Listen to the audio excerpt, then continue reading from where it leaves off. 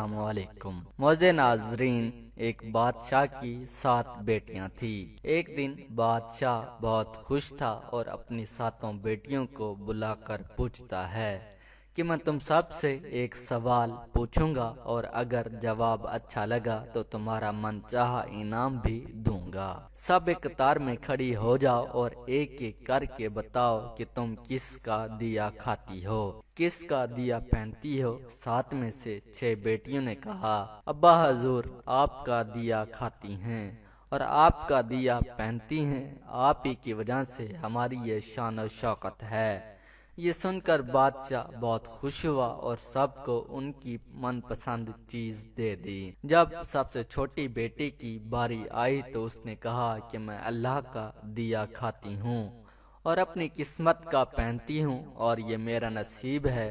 بادشاہ یہ سنتے ہی آگ بگولا ہو گیا اور کہنے لگا، اے کم بخت، تو نے میری ناشکری کی ہے، تجھے اس کی سزا ضرور ملے گی۔ شہزادی نے کہا کہ جو حکم ابا حضور۔ بادشاہ نے سپاہیوں کو حکم دیا کہ جاؤ اسے جنگل میں چھوڑ آؤ، میں بھی دیکھوں کہ یہ میرے بغیر کیسے اللہ کا دیا کھاتی ہے اور اپنے نصیب کا پہنتی ہے۔ شہزادی سے تمام زیورات واپس لے لیے گئے اور خستہ حال کپڑوں میں بغیر کسی ساز و سامان کے بادشاہ کے حکم کے مطابق جنگل میں تنہا چھوڑ دیا گیا۔ لیکن شہزادی بہت پرسکون مطمئن تھی اور توکل اللہ تھی۔ جو اس نے رزق اور عیش و عشرت میرے نصیب میں لکھی ہے وہ مجھے ضرور ملے گی۔ سب سپاہی شہزادی کو چھوڑ کر واپس چلے گئے۔ شہزادی جنگل کو دیکھنے لگی، چاروں طرف درخت ہی درخت تھے اور دوپہر سے شام ہونے والی تھی کہ شہزادی نے سوچا کیوں نہ کچھ لکڑیاں جمع کر لوں تاکہ رات کو آگ جلاؤں، پھر کوئی جنگلی جانور پاس نہیں آئے گا اور رات بھی گزر جائے گی۔ شہزادی جنگل میں لکڑیاں ڈھونڈنے چل پڑی۔ اس کی نظر ایک جھونپڑی پر پڑی جہاں باہر ایک بکری بندھی ہوئی تھی اور اندر سے کھانسنے کی آواز آ رہی تھی۔ پہلے تو شہزادی بہت حیران ہوئی کہ اتنی ویران جگہ پر جب وہ جھونپڑی کے اندر داخل ہوتی ہے تو کیا دیکھتی ہے کہ ایک ضعیف بوڑھا شخص ایک چارپائی پر لیٹا ہوا ہے اور کھانستے کھانستے پانی پانی پکار رہا ہے۔ شہزادی ادھر ادھر دیکھتی ہے تو کونے میں ایک پانی کا گھڑا پڑا ہوتا ہے۔ وہ گلاس میں پانی بھر کر بوڑھے ضعیف کو پلاتی ہے اور جھونپڑی کی صاف صفائی کرتی ہے۔ اتنے میں بوڑھا ضعیف شہزادی سے پوچھتا ہے کہ بیٹی تم کون ہو اور اتنے بڑے جنگل میں تم اکیلی کیا کر رہی ہو؟ تب شہزادی اس سے بتاتی ہے کہ وہ یہاں تک کیسے پہنچی۔ بوڑھا ضعیف اسے جھونپڑی میں ہی رہنے کا بولتا ہے اور کہتا ہے کہ میں شہر میں کام کرتا ہوں، صبح جب شہر چلا جاؤں گا اور 8 دن کے بعد آؤں گا، تم یہی رہو اور جھونپڑی میں کھانے کا سامان ہے اور ندی پاس ہی ہے، تم وہاں سے گھڑا بھر لیا کرنا۔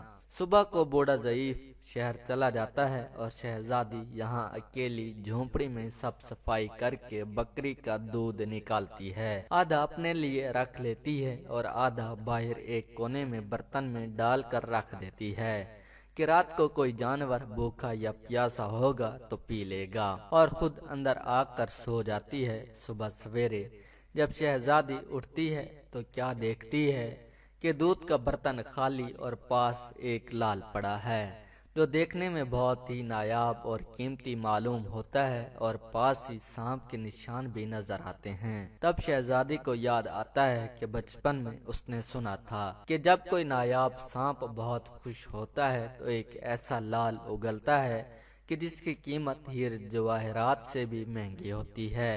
شہزادی بہت حیران ہوتی ہے اور دل میں سوچتی ہے کہ شاید سانپ بھوکا تھا اس لیے وہ دودھ پی کر خوشی میں لال چھوڑ گیا۔ پھر وہ لال اٹھا کر اپنے پاس رکھ لیتی ہے اور پھر اگلی رات شہزادی برتن میں دودھ رکھ دیتی ہے اور اگلی صبح جب دیکھتی ہے تو پھر ایک لال ہوتا ہے۔ ایسے ہی کرتے کرتے 7 دن گزر جاتے ہیں اور شہزادی کے پاس 7 لال جمع ہو جاتے ہیں۔ اس دن بوڑھا ضعیف بھی آ جاتا ہے، تب شہزادی اسے لال دکھاتی ہے और सारा वाकया बताती है और बूढ़े ज़ईफ को 3 लाल देती है और कहती है कि ये शहर जाकर ये लाल बेच दो और आते वक्त अपने साथ महल बनाने वाले मजदूर ले आना। बाकी 4 लाल शहजादी अपने गले में माला के तौर पर पहन लेती है और कुछ ही महीनों में जंगल में एक आलीशान महल तैयार हो जाता है जिसमें बूढ़ा ज़ईफ और शहजादी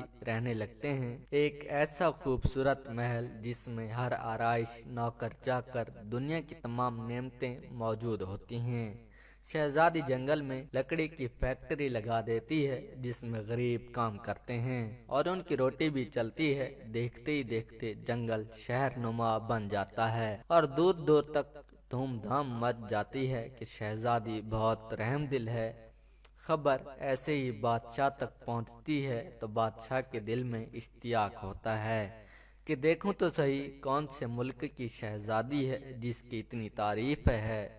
बादशाह सिपाहियों के हाथ पैगाम भेजता है शहजादी से मिलने। यहाँ शहजादी के सिपाही जब शहजादी को बताते हैं तो शहजादी ये हुक्म देती है कि बादशाह सलामत एक शर्त पर हमसे मिल सकते हैं कि वो अपनी तमाम बेटियों के साथ आए। सिपाही जाकर बादशाह को पैगाम देते हैं।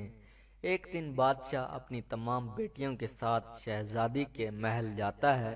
शहजादी उन सब से मिलती है, चेहरे पर नकाब करके उनके लिए 7 रंग के खाने पेश करती है और हर खाने के साथ उसी रंग का जोड़ा जेवरात पहनकर आती हैं।